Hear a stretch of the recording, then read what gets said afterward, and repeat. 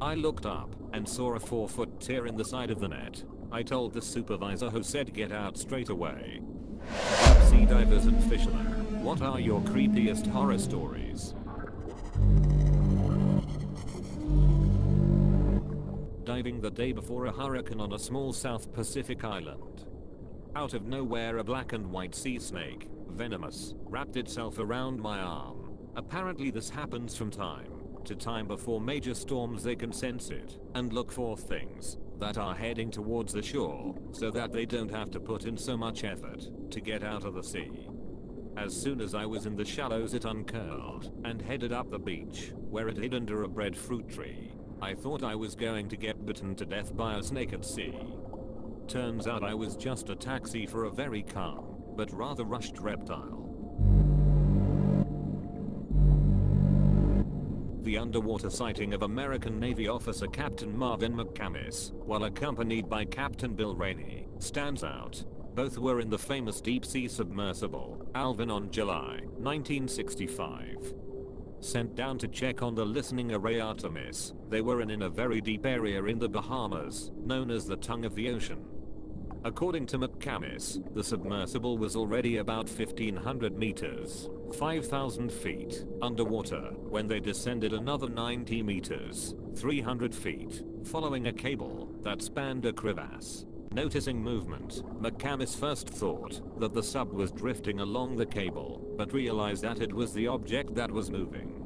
Swinging around the submersible in an arc, he observed what he first thought was a utility pole. In Charles Berlitz's Without a Trace, an overall collection of strange encounters in the Bermuda Triangle area, he describes his encounter, which visually sounds like a plesiosaur, an extinct marine reptile commonly used as an explanation for sea monster sightings. Quote, I was astonished to see a thick body with flippers, a long neck, a snake-like head with 2 eyes looking right at us.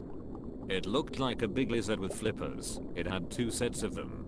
Then it swam upwards with its back turned, before we could get the cameras angled.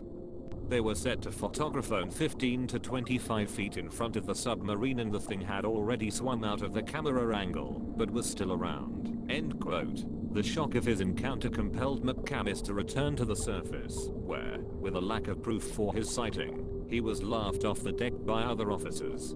He entered the sighting in the wet log, but he believed it had been deleted by the Navy, and thus did not appear in the final log. McCamis claimed that in 300 to 400 sea dives, he had never seen anything similar. I talked to respected cryptozoologist Scott Mardis, who communicated with McCamis over a phone call sometime in the late 90s, and confirmed that the sighting had taken place. Mardis also mentioned to me that he had sent McCamis illustrations of plesiosaurs, as well as the popular depiction of the Loch Ness Monster. McCamis stated that they looked similar to the creature he had seen. My biology teacher told us that she once was swimming in the south of the Philippines because she was trying to find an elusive seahorse, and she went quite deep at night when they are more active.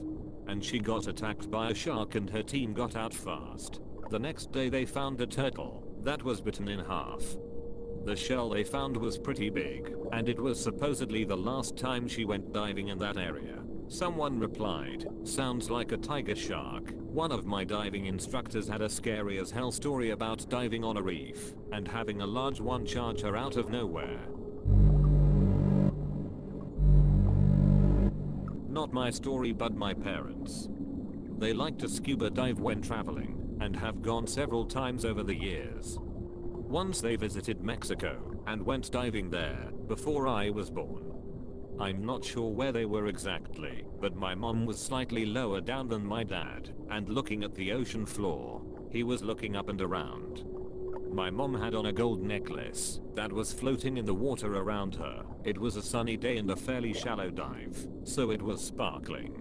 From my mom's point of view, she was going along having a grand old time looking at the sea critters below, when suddenly my dad grabbed her and started frantically shaking her arm to get her attention. She looked up, and a barracuda was directly in front of her, closer than was comfortable and staring intently, scary teeth on full display. It was focused on the shiny necklace, and was just hovering there, transfixed. She slowly moved up her hand, to cover the necklace and they slowly and calmly moved away from it, and it took off without bothering them anymore, but still pretty unsettling, and taught my mom to be a little more aware of her surroundings when diving. I'm in the US Coast Guard, and I recently was assigned to a ship. I was going through our logbooks to look up something, and noticed that on the bridge a unknown blue light was observed beneath the water's surface the night before. This intrigued me, so I started looking through more of the logs. Apparently every 2 to 3 weeks they enter lights of varying colors in places you would not expect. Usually white, red, or green lights are on the horizon, or in the sky, ships, and aircraft. But they seem to report colored lights under the water, sometimes moving around, sometimes stationary. Lights in the sky moving at extreme speeds then immediately stopping or disappearing altogether. Sometimes lights are visible to the naked eye, but when we try to look at it with FLIR or night vision they are undetectable. My dad spent years at sea, and has many stories from his time on tanker ships as an engineer. One time the ship was being slowed down by something they couldn't explain, mechanically fine. Turns out they had a large dead whale wrapped around the bow of the ship slowing them down. But the creepiest story was a simple one.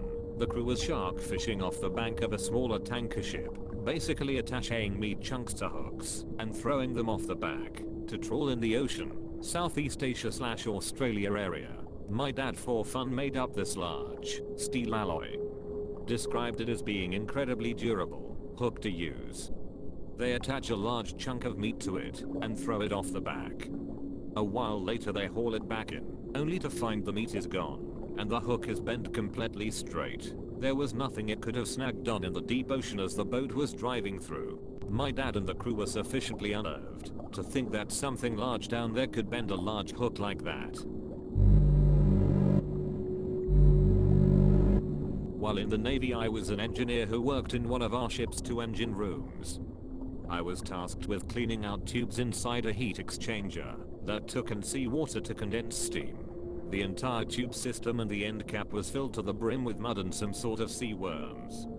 It looked like it was one giant living brown mass and I immediately threw up upon smelling and seeing it. We were in the Persian Gulf and the water was relatively shallow and warm, so lots of creepy crawlers in our seawater pumps and heat exchangers. When I was a kid we used to go to a place during the summer holiday which had some very nice beaches, and in particular an estuary with a very wide river mouth. One summer there was a king tide where enough of the water emptied out of the river into the ocean that you could snorkel quite easily from one side of the river mouth to the other as it got so shallow that it was only a meter or so deep at the deepest part. One day I decided to snorkel across from one beach to the one on the other side of the river, and about halfway across where the depth to the bottom was maybe half a meter, I was swimming along the surface looking down with my mask/snorkel on and a massive stingray passed directly underneath me. This thing was easily 2 meters across, covered in white scars, and missing its tail. I just froze in the water, and it felt like my heart stopped. If I had let my breath out, I would dropped in the water low enough that I would landed on it. It was so close. Rescue/recovery diver here. Every time I've recovered a drowning victim I get the creeps. Unfortunately a lot of people are under the impression that every underwater environment is like the movies, and there's absolute clarity. That's rarely the case. One evening I got called out for a young girl that jumped from a bridge. She likely survived the fall and entry. We have a morbid term for what happened to her upon hitting the water. Plugged. I found her with a surprising amount of visibility in relatively shallow water.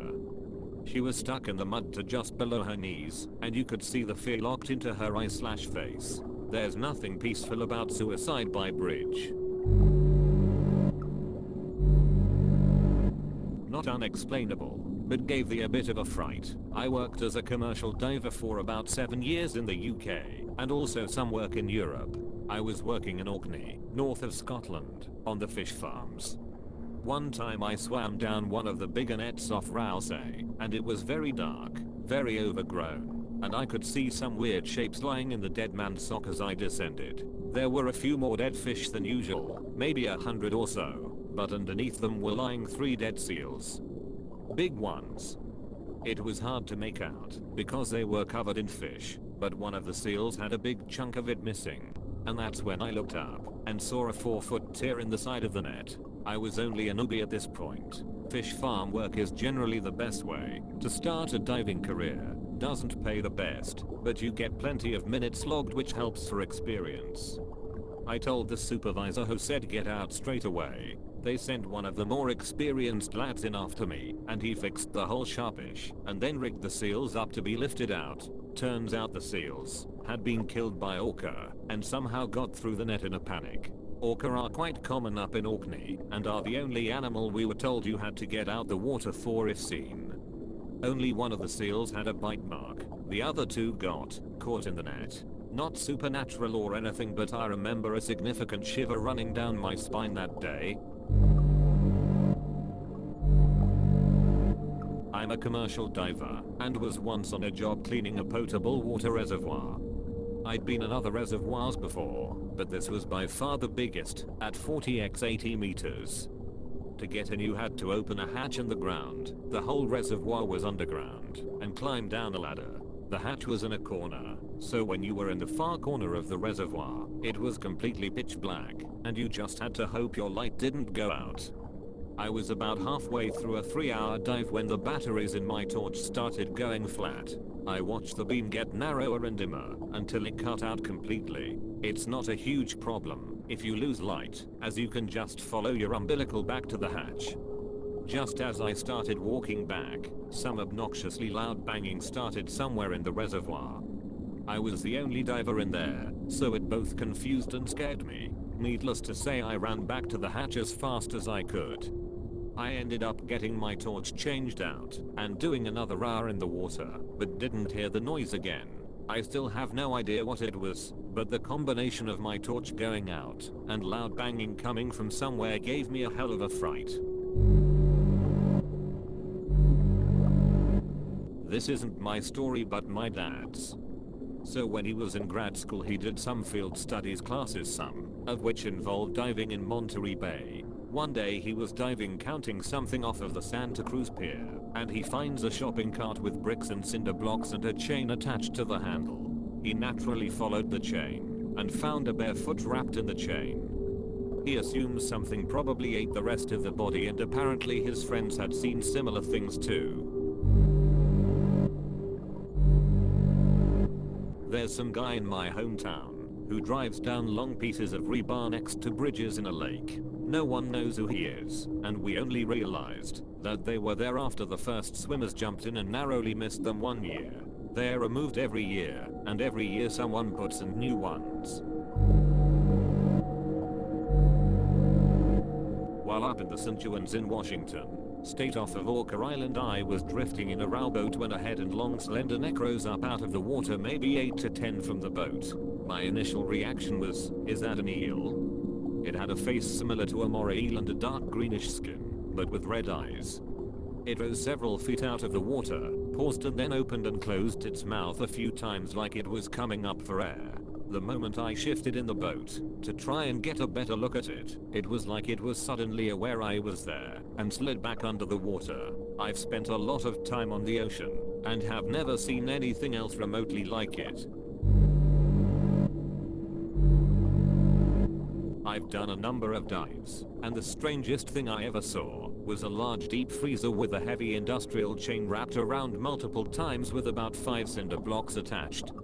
It was very rusted, and the deep freezer itself had to have been 30 plus years old, probably more. This was about 90 feet deep just off Vancouver Island, Canada. The situation gave myself and the other divers the nooby-jeebies. Logged the GPS and depth coordinates, and notified the police. We were able to find out what was inside, since one of the divers had friends with local police. 10 porcelain dolls. Someone replied, "Nice work. You have unleashed them from the watery prison that was protecting us all from their wrath. Seriously.